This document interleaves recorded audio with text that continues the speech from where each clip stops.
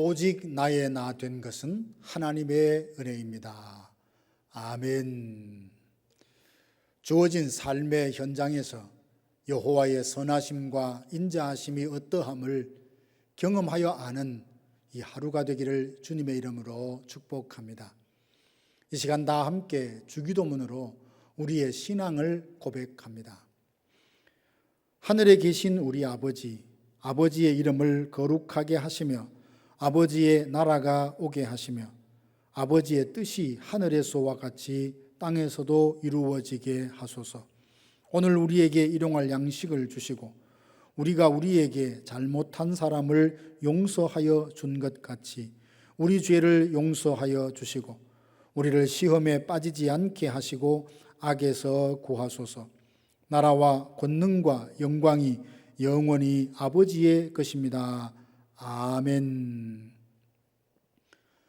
하나님의 말씀은 누가복음 9장 1절에서 6절 말씀입니다. 예수께서 12 제자를 불러 모으사 모든 귀신을 제어하며 병을 고치는 능력과 권위를 주시고 하나님의 나라를 전파하며 앓는 자를 고치게 하려고 내보내시며 이르시되 여행을 위하여 아무것도 가지지 말라. 지팡이나 배낭이나 양식이나 돈이나 두 벌 옷을 가지지 말며 어느 집에 들어가든지 거기서 머물다가 거기서 떠나라. 누구든지 너희를 영접하지 아니하거든 그 성에서 떠날 때에 너희 발에서 먼지를 떨어버려 그들에게 증거를 삼으라 하시니 제자들이 나가 각 마을에 두루 다니며 곳곳에 복음을 전하며 병을 고치더라. 아멘. 예수님께서 12 제자를 불러 모으시고 둘씩 짝을 지어 보내시면서 당부하십니다. 주님은 제자들에게 하시듯 하루를 시작하는 우리에게도 당부하십니다. 하루를 시작하면서 무엇을 기억해야 할지, 무엇을 기대하며 살아야 할지 함께 살펴보며 은혜 받기 원합니다. 먼저는 세상을 살아가는 우리들에게 예수 그리스도의 그 이름을 주셨다는 것을 기억하십시다. 1절 말씀 보면 예수께서 12 제자를 불러 모으사 모든 귀신을 제어하며 병을 고치는 능력과 권위를 주셨다 합니다. 제자들을 보내시며 귀신을 제어하며 병을 고치는 능력을 주십니다. 주님이 주신 것으로 사단의 견고한 진을 허물고 죄와 사망 가운데 있는 자들을 하나님께로 돌이키게 하십니다. 예수님은 이후에 70인을 따로 불러 세우시고 둘씩 짝을 지어 내보내시면서 당부하십니다. 처음 주님께서 능력을 주실 때 그 능력이 어떠함을 몰랐지만 삶 속에서 믿고 선포했을 때 놀라운 일들을 경험했습니다. 예수님은 우리에게 세상의 빛이다, 소금이라 하시며 이 세상으로 보내십니다. 주님은 우리를 그저 보내지 않으시고 능력의 이름 예수 그리스도의 이름을 주십니다. 예수님의 이름은 천사보다 탁월한 이름으로 구원의 이름이요 세상의 소망입니다. 주님의 이름은 기도 응답의 이름이요 귀신을 내쫓는 능력의 이름입니다. 그래서 우리에게 주신 예수님의 이름은 우리의 기쁨이요 우리의 소망이요 우리의 생명이요 평화요 영광입니다. 베드로와 요한은 기도하기 위해서 성전을 찾았다가 나면서부터 걷지 못하는 사람을 보았습니다. 그는 기도하러 가는 베드로와 요한에게 동전 하나 얻기를 원했지만 베드로는 예수 그리스도 그 이름의 능력으로 그를 일으켜 세워서 성전 미문에 있는 자를 데리고 성전 안으로 들어가 주님을 찬양하고 경배하게 했습니다. 사랑하는 성도 여러분, 오늘 하루를 시작하는 우리들에게 능력의 이름 예수 그리스도의 이름이 주어졌음을 믿으시기 바랍니다. 그 이름의 능력으로 귀신을 내어 쫓고 병든 자를 위하여 기도하고 그 이름의 능력이 어떠함을 경험하여 아는 이 하루가 되기를 주님의 이름으로 축복합니다. 두 번째, 예수님은 우리가 원하는 것과 필요한 것을 함께 추구하라 하십니다. 사람에게는 원하는 것이 있고 필요한 것이 있습니다. 근데 원하는 것은 무엇인지 잘 알면서도 정말 필요한 것이 무엇인지 알지 못할 때가 있습니다. 육신의 배고픔은 느끼지만 정말 필요한 영혼을 채우는 영의 양식의 중요성을 깨닫지 못해서 영혼을 돌보는 데 소홀하여 무기력해져 작은 시험에도 자주 넘어지는 분들이 있습니다. 예수님은 제자들로 하여금 필요한 것과 원하는 것을 모두 채우라 하십니다. 사람들이 원하는 질병을 고치는 그 문제도 해결해 줄 뿐만 아니라 그들에게 꼭 필요한 하나님의 나라의 복음도 전하라 하십니다. 예수님께서 제자들을 보내시는 목적은 사람들로 하여금 하나님의 나라가 임하기를 사모하고 그 나라와 의를 위해 살도록 일깨우기 위함입니다. 우리는 먼저 그 나라와 그 의를 위하여 살도록 부름받았습니다. 말씀대로 살 때 원하는 것들을 더해 주시라 주님께서 약속해 주십니다.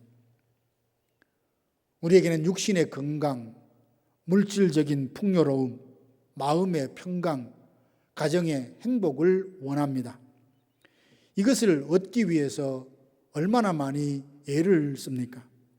그런데 우리가 원하는 것에만 집중할 뿐 우리에게 정말 필요한 것, 하나님의 나라가 이 땅에 임하고 그 나라를 확장하는 데 관심을 두지 않고 사는 것은 아닙니까?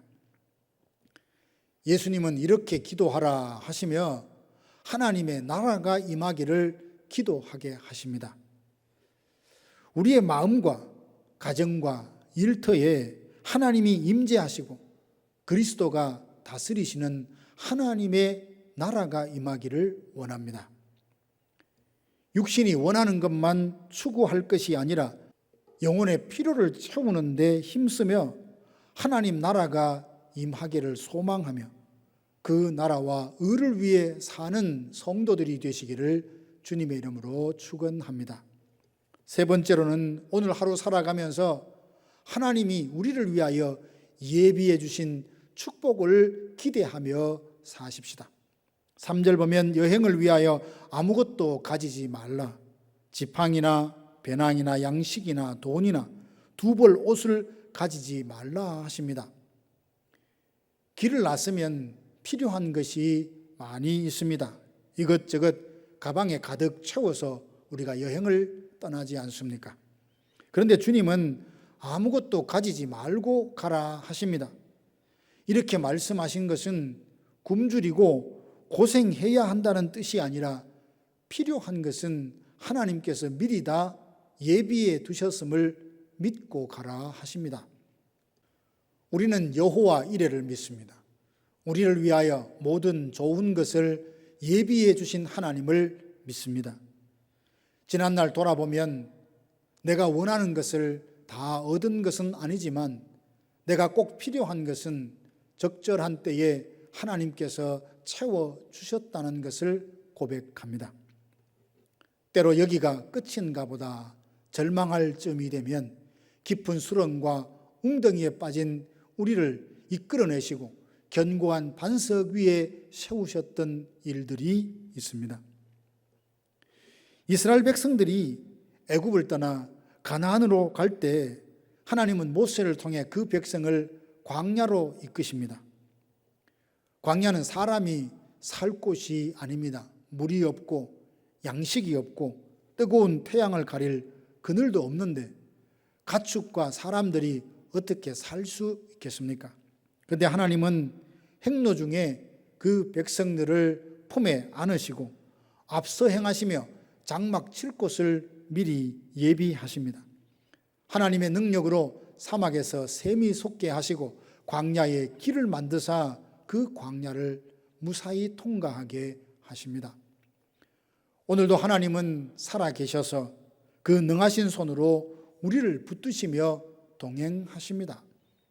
어찌 살까 막막하고 길이 보이지 않는다 할지라도 하나님은 우리와 동행하시고 그 능하신 손으로 필요를 채우실 것이요, 여호와 이레의 하나님이 좋은 것을 예비해 두셨다는 믿음을 갖고 하루를 시작하시기 바랍니다.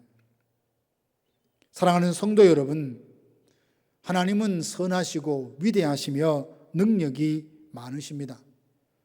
광야 같은 세상에 우리를 홀로 두지 않으시고 성령을 보내셔서 세상 끝날까지 우리와 동행하십니다.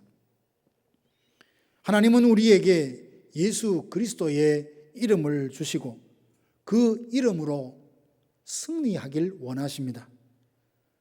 원하는 것만 찾고 추구할 것이 아니라 우리 영혼에 꼭 필요한 것도 함께 채우기를 원하셔서 하나님 나라와 그의 의를 구하며 살라 하십니다.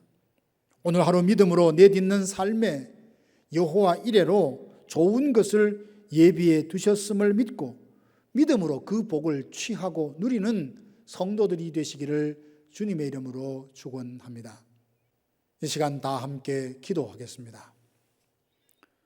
지금은 우리 구주 예수 그리스도의 은혜와 하나님 아버지의 크고 놀라우신 사랑하심과 성령의 위로, 교통, 감화, 역사하심이 주의 말씀을 듣고 우리를 보내신 곳에서 이미 약속하신 그 복을 누리라 소망하며 이 하루를 시작하는 모든 성도들 머리 위에 이제로부터 영원토록 함께 있을지어다.